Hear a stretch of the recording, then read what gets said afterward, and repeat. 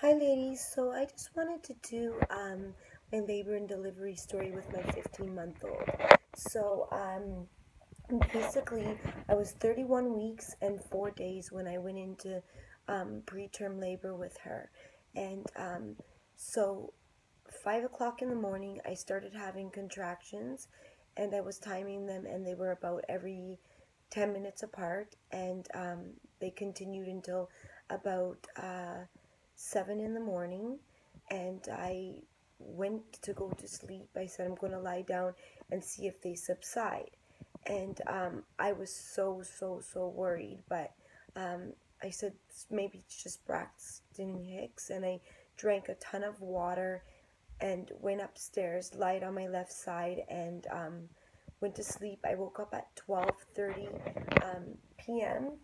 around lunchtime, and I continued to have the contractions, and now they're basically 7 to 8 minutes apart, and they're getting strong.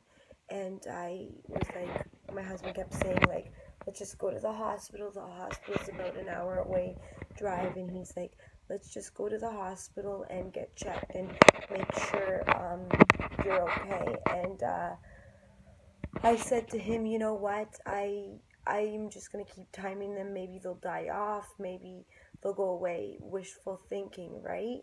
And you shouldn't do that, because if you think you're in preterm labor, and by this time it was like 10 hours that I was in labor, and I didn't know that I was actually in labor, and I should have got to the hospital way sooner. So ladies, if ever this happens to you, go to the hospital right away, because even if it's nothing and they send you home, at least you can go home in peace knowing that, okay, it was nothing, I'm okay. And if it is preterm labor, they can do so much for the baby. They can give you the steroid shots for the baby's lungs, and they can give you magnesium to for the brain development, and they can even give you medications and whatnot to try to stop the labor. So I'll keep continuing letting you know what happened. So around 6:30 we said, okay, you know what, let's go. I was so nervous, I forgot to grab I didn't have my diaper bag packed, actually. My hospital bag, I had my bag packed, but I didn't have anything else packed. My husband had to come back later and bring it back to the hospital. But so we get there, and it's 6:30 in the evening, and they checked me. Sorry, I say so much. I have to stop that. So they checked me at 7 o'clock, and now I'm in real painful contractions where they're basically every 3 to 5 minutes apart. And they checked me, and she said, no, your cervix is high, it's long, and you're not dilated or effaced at all. And I'm like, oh, thank God. I'm like, okay, so I want to go home. And my husband looks on the monitor and says, listen, you are having major contractions. So he's like, you're having major contractions, and you should just stay to get monitored at least through the night. Like, these are not stopping. And I'm there moaning and rolling side to side. Well, it was hard too, because I had the monitor on, but I was in real bad pain. And he's like, I don't think it's safe for us to leave. Like, we could go stay. I'm like, we could go stay at a hotel close to the hospital. He's like, I don't know, Nikki, I just feel more comfortable you staying in the hospital. So the nurse comes back in, and she says, if you want to stay, we'll admit you, and we'll just monitor you through the night. And So they checked me at 7. By 9 o'clock, she checks me, and she says, "Oh, wow, you're 2 to 3 centimeters dilated, and you're about 50 to 60% effaced." I'm like, "What?" And she's like, "You're not going nowhere. We're going to try to stop this labor, but if we can't, you're having the baby either tonight or tomorrow." And I just started bawling and bawling, and I was so scared, ladies. And then the neonatal NICU team, um, doctors, whatnot, came in, and then they started telling me the risks of having the baby early and how long she probably would stay in the NICU. And they told me that she would be about 3.5 pounds. But I had just had an ultrasound 2 days prior that said that she was 4 pounds and four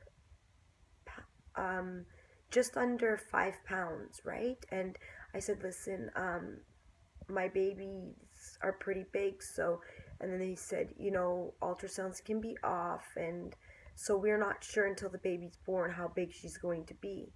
So I kept getting monitored, and then 8 o'clock in the morning, I had another OB that came in, and she checked me, and she said, "You're 4 centimeters dilated, and this labor's not stopping." So I got the steroids. I don't know why on earth they didn't give it to me right when they seen that I went to 2 to 3 centimeters. It's not the greatest hospital, let me tell you that for sure. So they gave me the steroid in my thigh, near my bum, and at 8 o'clock in the morning, and then no reason why, like, my OB was like floored of how everything went about. So they didn't give me no magnesium, nothing. They were supposed to give me all of that stuff, right?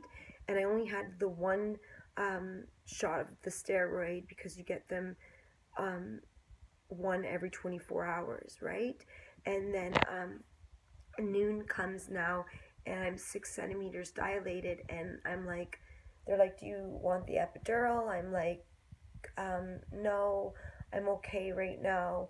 I'll try to do this on my own." And usually I have really quick deliveries in labor, where I go into labor and I give birth within 3 hours, and I push 5 to 10 minutes, and baby's out, right? This time it was really, really long, I think, because she wasn't ready to come. And I'm crying so much through this whole process. I'm so distraught and so scared, and I've never had a NICU baby, and we tried for 3 years for her. She was our infertility baby, and I just was like, why is this all got to happen to me? And I'm like thinking in my head afterwards, there's so many other mothers that go through this too. And so by 4 o'clock they checked me, and I was at a 6, and maybe, no, 3 o'clock they checked me, I was at a 6, and they told me they didn't want the cord, because I started progressing more quicker. They didn't want the cord to come out before the baby, because that is very dangerous for the mother and the baby. The baby could die that way. And so they said, "We're going to put you on Pitocin to bring the baby down." And I'm like, oh my god, I've had Pitocin before. Those contractions are like brutal. They're like 10 times stronger than regular contractions. So they started me off, I think, on a 2. They upped it to a 4. I think, I can't remember how high it got, but they had to put the Pitocin pretty high. And I'm like, get the anesthesiologist, sorry, I'm talking like not pronouncing it properly, but get the anesthesiologist in now. I need an epidural. They're like, okay, he's just with another patient. He's actually on the floor right now, so we'll put your name in and he should be in as soon as possible. Lucky he had came in within 10 minutes of me wanting the epidural, and it's a whole story to go into that, but I was in a car accident in 2010. My last pregnancy update I said 2006, but it was 2010, and I broke my neck, and